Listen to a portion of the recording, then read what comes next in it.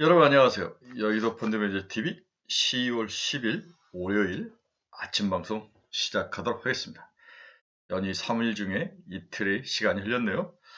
오늘 월요일 뭔가 좀 불안하죠, 마음이.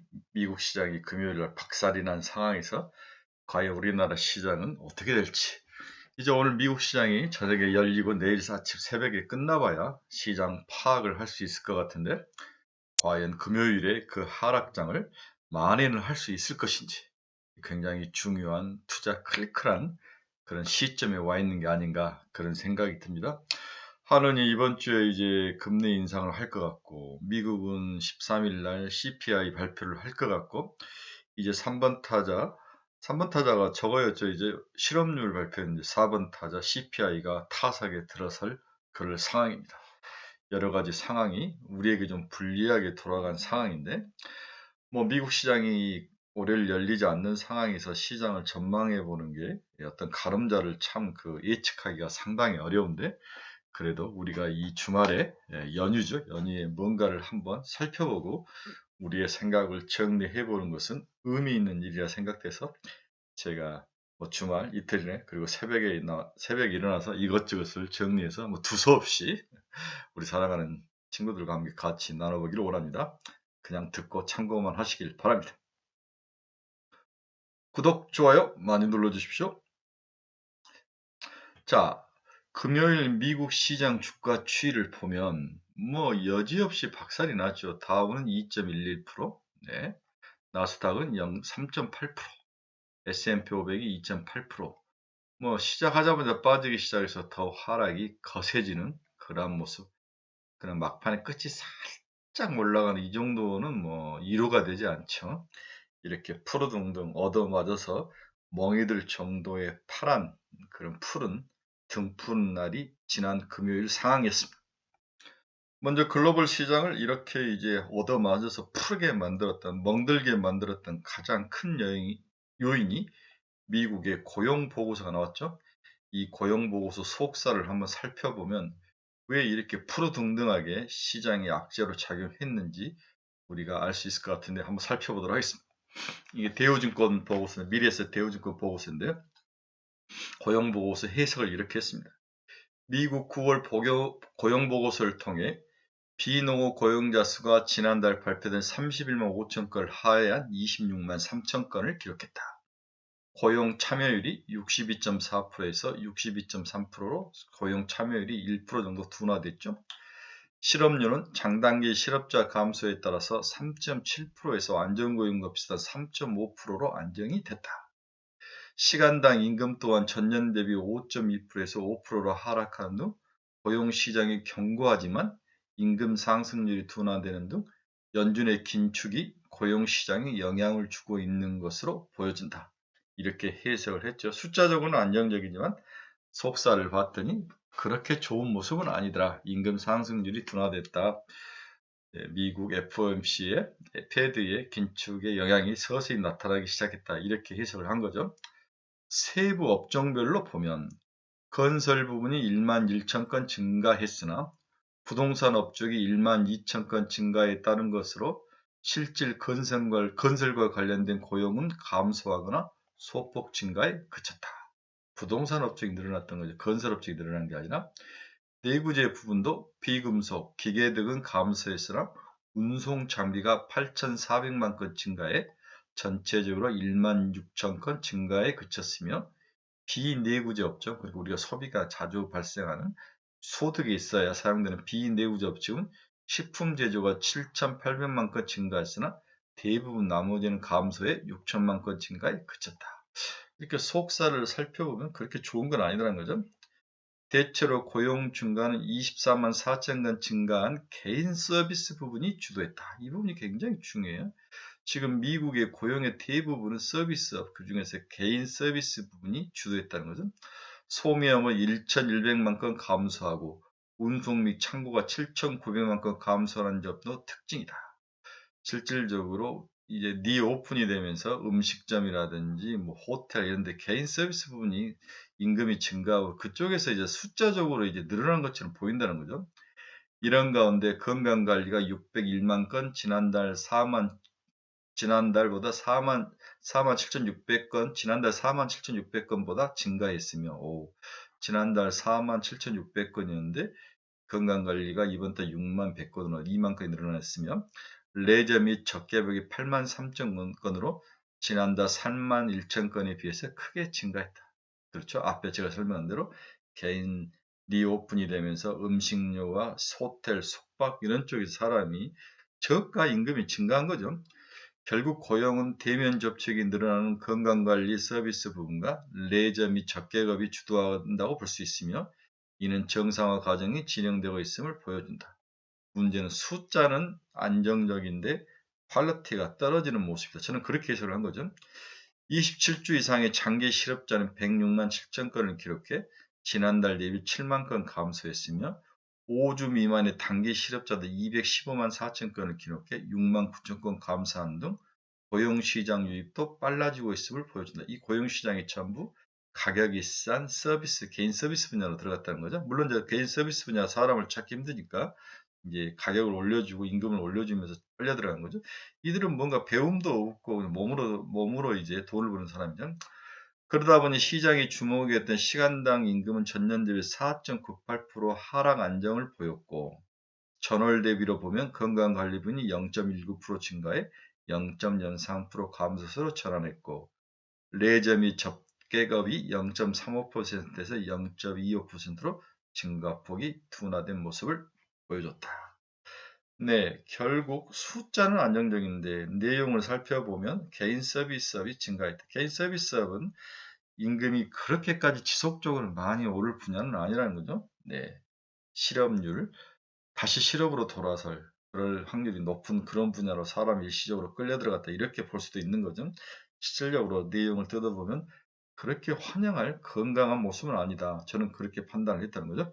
그래서 대우증권 애널리스트, 미래에셋 대우 애널리스트는 결국 고용보고서 결과를 보면 장단기 실업자 수가 감소해 실업률이 하락하는 등 고용시간이 견고함에 따라 달러 강세 및 국제금리 상승을 보이고 있다. 그렇지만 이번에 견고한 고용을 이끈 업종은 대면 접촉과 관련된 병원이나 레저 호텔 접객 부분이요. 경제와 관련된 소매업, 제조업, 운소, 창고 등은 감소한 점은 주목할 필요가 있다. 이 부분이 굉장히 중요하죠. 네. 가격이 싼 비대면이 없어지고 대면이 접촉하는 그 부분이 늘어났던 거죠. 이는 사회 정상화 과정 속에 연준의 공격적인 금리 인상으로 인한 경기 둔화 가능성이 확산되고 있음을 보여주는 증거이다. 그래서 우리가 숫자의 속사를 보면은 그렇게 반가운 모습은 아니다, 이렇게 이해를 해야 됩니다. 이를 감안해 금요일 달러 강세 및 국채금리 상승이 진행되었으나 이러한 추세가 지속될 가능성은 크지 않아 보이고, 주식시장도 하락보다는 제한된 등락 속에서 실적 시즌을 맞아 개별 업종 및 종목 장세가 진행될 것으로 시장을 전망한다. 이렇게 미래에셋 대우증권 애널리스트는 전망을 한 거죠. 저는 이 전망에 너무 많은 동감을 표현을 합니다. 결국 금요일 날 시장을 박살냈던 실업률의 속살은 그렇게 건강한 모습이 아니다는 거죠. 그렇죠. 미국의 한 축을 담당했던 실업률이 서서히 무너지고 있다.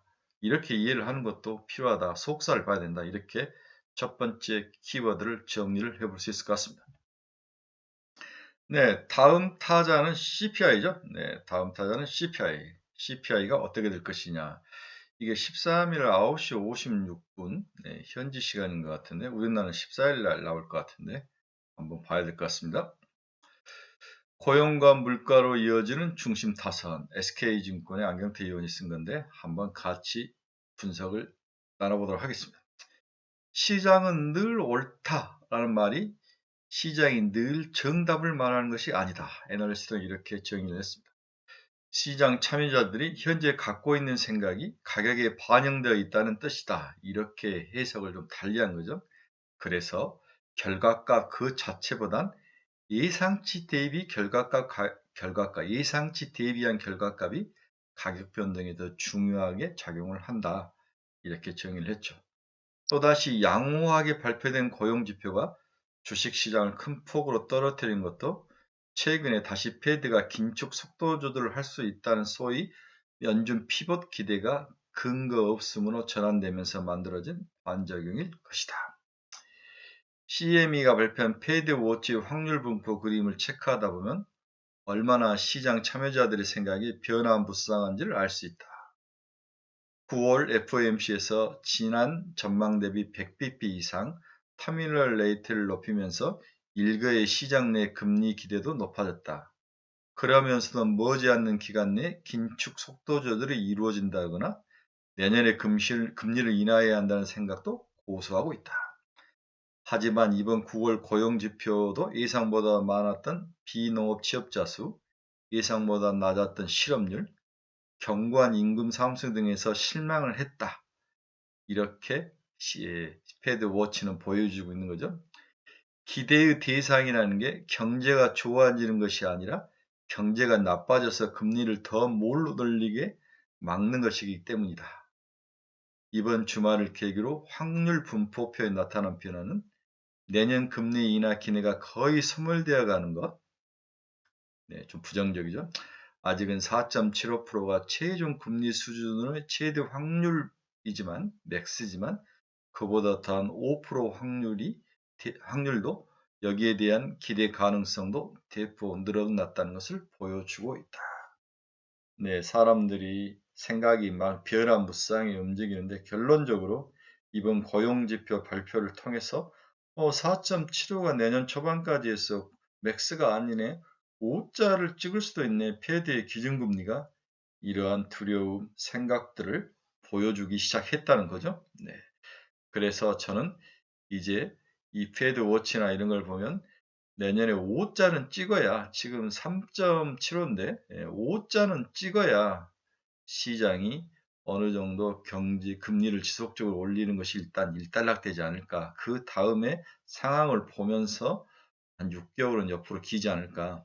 그 다음에 금리를 내리거나 뭐 움직일 것 같은데 저는 내년 하반기 때나 가야 금리가 내릴 것이다. 앞으로 이제 9개월이라는 시간이 남았는데 너무 김칫국을 빨리 마실 필요는 없을 것 같다. 늘 부정적인 스탠스를 가지고 봐야 되는 게 아닌가 이런 생각도 하는데 핵심은 시장의 선반영 정도죠. 어제 금요일 하루만 해도 미국 시장에서 선반영이 너무 강하게 선반영이 거의 확 들어오는데 이 과정이 또 너무 확 들어오면 또 토해내고 대꾸받꾸가 일어나는데 이번 주는 역시 오늘 미국 주식시장이 저녁에 어떻게 시작하고 내일 아침에 어떻게 끝나는지하고 CPI가 어떻게 발표하는 이 두 가지가 일단 방향타를 결정하지 않을까.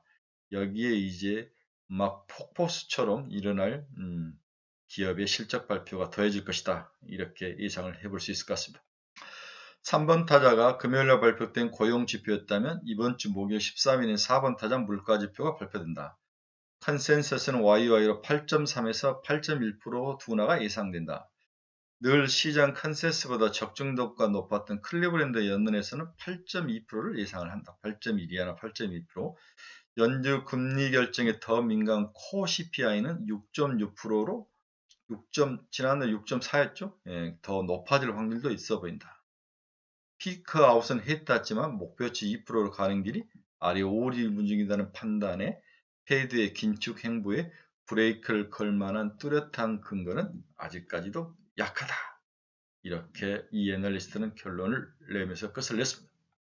또한 이번 주 우리가 봐야 될 것은 오펙이 200만 배럴의 감산을, 물론 이제 할당량을 제대로 채우지도 못한 부분도 있지만 일단 다시 유가가 상승하며 90달러를 올라가고 미국의 전략류 방출이 결정되면서 이걸 누르지만 결국 전략류 방출을 했던 걸 채워야 되는 그런 중장기적으로는 조삼모사다라는 것을 생각한다면 그 안정을 찾았던 유가가 다시 올라오는 것은 굉장히 어려움이 있다. 시장의 CPI를 잡는데 그렇게 쉬운 상황은 아니다. 이렇게 예상을 해볼 수 있습니다. 또 한국은행의 10월 금통위가 있고 미국 CPI 이런 것들을 지적을 했습니다. 뒤에 다시 자세하게 설명을 해드리겠습니다. 자, 우리의 세 번째 질문은 연준 피봇은 그럼 언제 등장할 것인가? 연준의 긴축 강도의 전환은 언제 등장할 것인가? 이 질문이 또 우리에게 가장 중요한 질문 중에 하나죠. 네, 또 SK증권의 애널리스트는 이런 이야기를 했습니다. 연준 피벗이 가까워졌다는 시장의 기대감이 커지고 있지만 연준이 정말 피벗할 가능성이 있을까? 파월은 FOMC에서 피벗 정권을 이렇게 지형이를 했는데 한번 살펴봅시다. 첫째는 성장률이 둔화돼야 된다. 두 번째, 고용이 약화가 돼야 된다. 세 번째, 인플레가 2%로 향하는 증거가, 확실한 증거가 나와야 된다. 이 세 가지를 이야기했죠. 성장률 둔화는 가능한데 고용 약화와 인플레 2%로 향하는 두 가지 증거가 이게 더 나타나야 되는, 이것이 이제 엔드죠. 5억간 엔드죠. 그런데 잉크도 마르기 전에 단지 주가가 하락한다고 피벗을 결심할 가능성은 전혀 없다. 이렇게 애널리스트는 확 잘라서 이야기를 한 거죠. 그렇다면 고용은 언제쯤 패드가 원하는 만큼 나빠질까? 실업률이 4.4%까지 올라간 수준을 이야기하는데 빨라도 반년 후에나 가능할 것이다. 인플레 2%의 수준은 수렴 확산은 아마도 반년이 더 걸릴 것이다. 이 조건을 다 충족한 뒤에 연준이 문제없이 피복할 가능성도 별로 없어 보인다. 왜냐하면 시장은 이 정도 긴축을 견딜 만큼 강하지 않기 때문이다. 이렇게 이야기를 했네. 이분이 굉장히 중요하죠. 이러면서 이 애널리스트는 이 세 가지가 충족되기 전에 연준이 피봇을 할 가능성을 새로운 데서, 새로운 아이디어에서 측면에서 찾았다는 거죠. 그러면 시장의 붕괴가 역설적으로 연준의 피벗을 강요할 가능성이 있다. 시장의 붕괴. 그렇다면 파괴는, 시장의 붕괴는 어디서 나타날까? 이 애널리스트는 크레딧의 문제, 주택의 문제, 금융기관의 문제 등에서도 문제를 찾을 수도 있지만 사실 지금 잡음이 나타나고 있는 것은 엉뚱하게서도 다른 곳이다. 그것은 바로 우리가 가장 안전하게 생각했던 국채 분야에서 연준이 피벗을 할 수밖에 없는 그러한 무너짐, 박살이 나타나지 않을까. 이분은 이제 국채 쪽에서 시장을, 아이디어를 가지고 나온 거죠. 금리를 생각해 봅시다. 지금 자금이 많은 곳은 신흥국이 아니라 미국의 우방국인 영국, 유로를 쓰는 이탈리아, 일본, 이 세 나라라는 거죠. 이들 국가의 공통점은 장기 저금리 환경에서 대규모 국채 발행을 통해 경제를 지탱해 왔던 국가들이죠. 채권 시장에서도 이상한 점이 발견되고 있다. 연초 이후 채권들의 수익률을 보면 국채 수익률이 꼴찌라는 거죠. 두레이션의 문제도 있지만 지금 같은 시기에 안전자산인 국채가 절대 수익률이 꼴찌가 나타나는 것은 기존의 사고로는 경험으로는 이해가 안 되는 상황이다. 이렇게 이야기를 하고 있습니다. 게다가 하이힐드 크레딧 스프레드 역시 이상할 정도로 안정적이죠. 즉 우리가 염려했던 국가 크레딧이나 기업 크레딧의 문제가 아니라는 거죠. 결국 우리가 전혀 예상치 못한 국채가 가장 문제이다. 저금리를 누렸던 국제 시장에서 뭔가 문제가 발생할 확률과 소지가 높다. 이렇게 분석을 했는데 너무도 멋진 아이디어라서 크게 아주 강추 동감을 해봅니다. 최근 이 검은 게 이제 국채 수익률이 가장 수익률이 낮죠. 네, 이 빨간 것은 하이힐드인데 하이힐드는 수익률이 상위권에 속합니다. 그렇죠? 하이힐드 스프레드는 미국 국채에서 하이힐드 스프레드는 그렇게 큰 움직임이 없고 안정적인 모습을 보이고 있습니다. 미국 국채에서 미국 회사채 BB급 이하의 금리 차이를 말하는 거죠. 그래서 BB급에서 국채금리를 뺀 게 스프레드인데 그 스프레드가 5.5로 안정적인 모습을 보이고 있다. 이렇게 볼 수 있습니다. 결국은 가장 우리가 안전하다고 생각하는 역설적으로 국채에서 문제가 일어나고 있다. 이렇게 이 애널리스트는 정의를 했는데 굉장히 시사하는 바가 크다. 이렇게 볼 수 있습니다. 네 번째, 연준이 피봇이 어렵고 지속적으로 긴축을 해가는 과정에서 또 이제 3분기가 끝나고 기업의 실적이 발표가 되는데 3분기, 4분기 기업 실적에 문제가 있을 것이다. 기업들의 재고 조정, 이 단어가 가장 큰 문제로 우리가 미시적으로 우리 시장을, 주식시장을 괴롭힐 단어가 바로 재고 조정이다. 미국 기업들의 재고 조정과 재고 조정과 마진 축소 과정, 마진이죠. 마진 축소 가능성. 재고 조정과 마진이죠. 마진, 영업이익률, 마진 축소 가능성이 새로운 문제거리로 등장을 했다. 이 이야기를 하는 애널리스트가 나타났습니다. KB증권 자료인데요. 수요가 계속 잘 버텨줘도 안도할 수 없는 것은 이익 전망 하향 가능성이다. 핵심은 마진이 하락하고 있다. 영업이익률, 이익률이 하락하고 있다는 거죠. 올해와 내년 이익 전망은 하향 중이다. 많은 시장 참여자들이 의아해하는 것처럼 의미 있는 빠른 하향 조정은 아니다.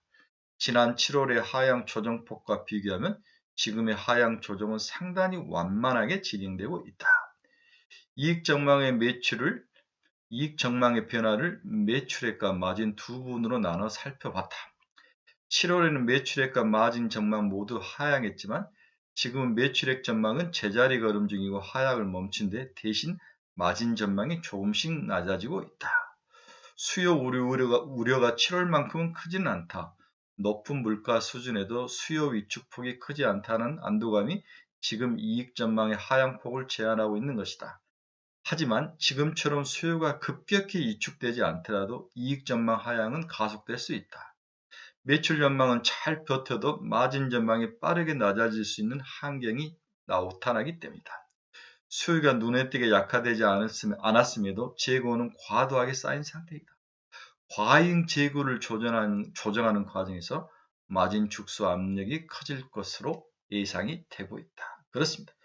결국 매출과 마진이 기업 실적에 영향을 미치는데 매출의 하락 속도는 크지 않는데 마진의 하락 속도가 향후에 크게 나타날 거라고 예상하는 것은 그동안 쌓였던 재고를 조정하는 과정에서 마진을 희생할 수밖에 없는 그런 상황이 진행될 것이다. 이렇게 예상을 한 거죠. 네, 굉장히 동감을 할 수 있는 그러한 분석입니다. 시장은 수요 둔화보다 공급 문제가 이야기한 현재 과잉 재고 재정 과정에서 마진 축소가 불가피할 것이다. 일부 업종은 이미 과잉 재고 상태에 봉착을 했죠. 매출액 증가에 비해 재고 자산 증가율이 과다하게 높은 업종은 유통, 음식료 유통, 내구 소비재, 의류, 가정 개인용품, 반도체 장비 등이다. 이 반도체 장비가 이제 큰 문제를 일으킨 거죠. 네, 재고가 많이 쌓였다. 지금의 과잉 재고는 단순히 수요 둔화의 결과만이 아니다. 수요가 약해지기 전부터 팬데믹과 전쟁 등 공급 차질 요인들로 인해 기업들이 재고 관리에 어려움을 겪었기 때문이다. 이런 것들을 대비해서 너무 과하게 과잉 재고를 했다는 거죠. 업종별로 차이는 있지만 과거 매출액과 재고 자산 증가율은 대체로 유사하게 움직였다. 그렇죠? 공급 차질이나 경기 침체와 같은 특수한 환경이 아닌 일반적인 시기에는 기업들의 수요 변화에 대응해 재고를 잘 관리해왔다. 지금처럼 매출액과 재고자산 증가율의 괴리가 커진 경우는 그리 많지 않은데 비슷한 시기는 금융위기 직전에 나타났다는 거죠. 유통과 내구 소비재, 의료업종의 데이터를 중심으로 이 시기 재고 조정 과정을 살펴봤다. 예년에 비해 재고가 많이 쌓였기 때문에 이후 재고 소진도 강도 높게 진행됐다고 한다. 재고 소진 과정에서 영업이익률이 당연히 낮아졌겠죠. 재고를 줄이는 방법은 업종이나 기업별로 다양한데 주로 활용한 방법이 할인 판매의 경우 할인 폭만큼 마진을 낮아질 수밖에 없는 그런 구조죠. 재고를 소각하지 않는 이상 재고 유지를 위한 비용이 계속 발생하는 것도 마진에 부정적이다.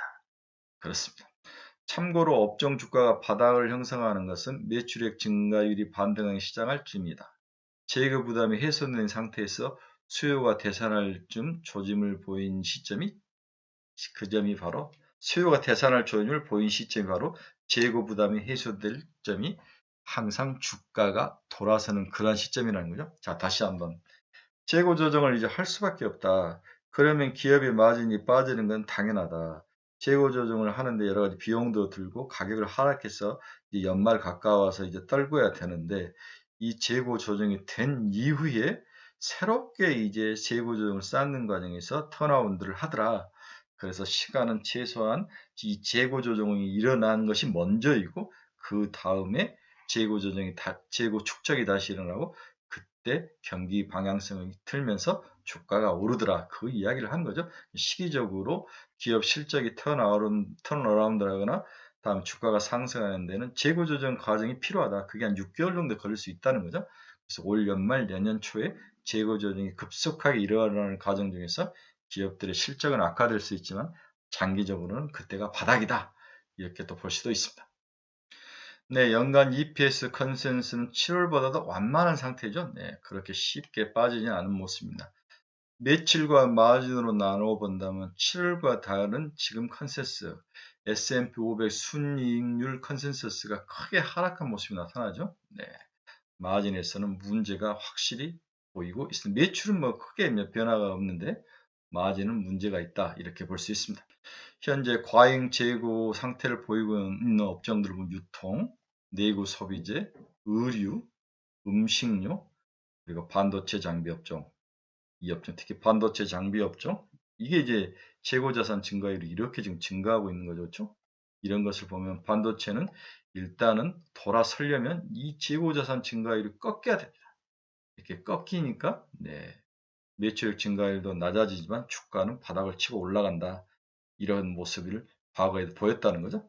그래서 향후에 가장 키 포커스가 과연 삼성전자나 이런 반도체 업체들 재고를 어떻게 줄어들고 재고가 언제까지 줄어드느냐 이 상황. 그래서 이제 공급을 줄이는 것을 하는 거죠. 그러니까 외국인들이 확 달려드는 이게 과거 경험상 이때가 항상 바닥이었다는 거죠. 이러한 것들이 시장에서 한국 주식시장을 그나마 외국인들이 자금을 넣는 이유 중에 하나이지 않을까 그런 생각을 해봅니다.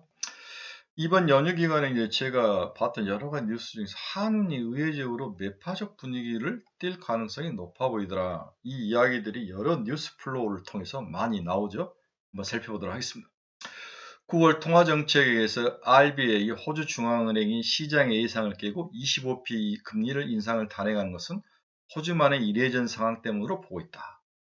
호주 주택담보대출이 90% 이상의 변동금리로 알려진 가운데 금리 인상으로 이자 비용이 증가하고 있기 때문이다. 호주 중앙은행 RBA도 25p 인상을 단행한 이유를 고금리가 상환부담을 높이면서 일부 대출자들의 디폴트가 임박했기 때문이라고 언급을 하고 있습니다. 이와 함께 5개월 연속 하락하고 있는 호주 부동산 가격도 부담이 되고 있죠. 2019년 RBA는 호주 부동산 가격 하락으로 내수가 부진하자 1.75%였던 기준금리를 0.5%까지 인하한 바가 있습니다. 더욱이 호주는 원자재 수출 증가 힘으로 무역 수지가 흑자를 기록하고 있죠. 금리로 환율 대응 필요성이 적었던 그런 국가입니다. 이와 함께 한국도 물가 우려가 깊은 상황이죠. 지난 9월 소비자 물가가 5.6% 증가율이 둔화는 됐죠. 5.6% 증가율이 둔화됐지만 핵심 코어 CPI는 4.5%를 기록하면서 강범위한 물가 상승을 확인을 했습니다. 한은 총재는 10월 정점 전망은 동일하지만 내년 상반기까지도 물가가 5%를 하회하기는 힘들다고 발언을 했습니다. 이와 함께 5% 이상의 물가가 지속된다면 모든 것보다도 물가 안정이 우선이며 원화 약세는 추가적인 물가 상승 압력이라고 언급을 했습니다. 한국도 가계대출 70% 이상이 변동금리인 만큼 금리 인상하는 이자 비용은 부담이지만 현재 한은의 최우선 목표는 물가 안정인 만큼 11월에도 빅스텝 가능성을 열어놓고 있는 그러한 시기이다. 이렇게 볼 수 있습니다. 결국 호주와 다른 우리나라 상황, 호주는 수출이 무역 흑자를 기록을 하고 있는데 우리는 반대로 적자를 기록하고 있고 우리는 이제 물가를 잡아야 되는 그러한 상황이다. 이렇게 볼 수 있는 거죠. 금리를 올려서 잡는 게 물가를 잡는 방법 중에 하나. 미국도 그런 식으로 잡고 있지 않습니까? 따라서 이번 목요일 날 하는 금통위에서는 50bp 빅스텝이 있을 것이다. 이게 한국 주식시장에 물론 월화수 선반영은 되겠지만 막상 나오고 또 어나운스먼트에서 하는 총재가 추가로 금리를 올릴 수 있다라고 발언을 한다면 충격을 한 번 더 가할 수 있다. 이런 면에서 한국 주식시장은 굉장히 부정적인 요인으로 작용할 것이다. 이렇게 예상이 되고 있습니다. 또한 이제 BOE가 뱅크 오브 잉글랜드가 14일 날 이제 주가 채권 종료를 마치죠. BOE 자산 매입이 연장이 힘들 것으로 판단되며 10월 말로 예정된 국채 매각도 진행되면서 시장의 변동성 요인을 작용할 것이다. 앞에서 제가 뭐라고 했습니까? 국채가 영국 국채와 일본 국채가 독일, 이탈리아 국채가 가장 시장을 교란하면서 시장을 무너뜨리는 그러한 가장 부정적인 요인 요체다라고 분석하는 애널리스트가 있었다고 이야기를 해줬죠. 이제 BOA가 채권 매수를 중단한다면 영국 금리가 5% 이상을 튕겨져 올라간다면 글로벌 시장에 새로운 추가로 부정적인 악영향을 미치는 요인으로 작용할 가능성은 높아 보여서 시장에는 부정적이다. 이렇게 해석을 해야 될 것 같습니다. 그렇다면 이런 부정적인 모든 것들을 다 가늠을 해봤을 때 결론은 뭐냐? 이 부분이 이제 제일 우리가 생각을 해봐야 될 상황이죠. 지난주 이제 외국인들이 우리나라 일주일간 8,141억을 샀습니다. 네, 코스피에서. 반대로 코스닥에서는 외국인들은 1,115억을 팔았죠. 네. 그래서 외국인들은 주로 코스피에서 매수를 했는데 그 대부분은 삼성전자를 샀다는 거예요. 이게 삼성전자의 최근의 매수인데 약 이게 1200만 주를 샀는데 우리나라 돈으로 약 7천억 정도 됩니다. 그러니까 지난 일주일에 8천억의 외국인이 샀는데 그 중에 7천억을 뭘 샀냐? 삼성전자를 샀다는 거예요. 이 말이 의미하는 것은 정말 크죠. 우리나라를 사는 건지 반도체가 이제 바닥을 찍어서 삼성전자를 저가라고 사는 건지 불명확하지만 삼성전자가 바닥이고 글로벌 주식시장에서 반도체 수급을 줄이는 과정 속에서 삼성전자가 저평가 영역에 들어왔다. 이렇게 보고 산다. 이렇게 이해를 하면 될 것 같아요. 따라서 이러한 글로벌 자금이 삼성전자를 지속적으로 살지 안 살지가 다음 주 내일부터 열리는 한국 주식시장의 핵심 키포인트다. 저는 이렇게 본 거죠. 삼성전자의 외국인의 수급이 굉장히 중요하다. 지속적으로 산다면 한국 주식시장은 그렇게 쉽게 무너지지는 않을 것이다. 이렇게 결론을 내볼 수 있습니다. 이번 주는 쉽지는 않을 것이다. 외국인 매수세가 얼마나 버텨줄지가 중요하다. 방금 삼성전자 이야기를 했죠. 월요일 미국 시장이 과연 반등을 할 수 있을 것인지, 반등의 정도는 어느 정도인지 이 부분도 굉장히 중요하죠. 13일 CPI는 우리의 예상을 깨고 더 하락할지 아니면은 우리의 예상 가이드를 깨고 덜 하락할지 시장은 굉장히 반반일 것이다. 한원의 금리 인상을 시장이 어떻게 반응할지도 굉장히 중요한 모습이다. 이 모든 것들이 다 부정적인 모습을 가지고 있는데 시장에서 어느 정도 반영이 되는지 추가로 반영이 될 것이냐 아니면 선반영이 됐다고 치고 이게 지금 맥스 꼭대기를 치는 그러한 징후다라고 생각하면 시장은 의외로 상승할 가능성도 충분히 있다. 이렇게 해석도 해볼 수 있는 그러한 상황입니다.